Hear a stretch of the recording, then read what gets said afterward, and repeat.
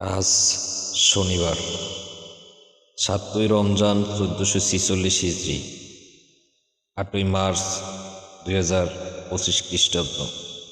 আজকে সাহারি ও ইফতারের সময়সূচি।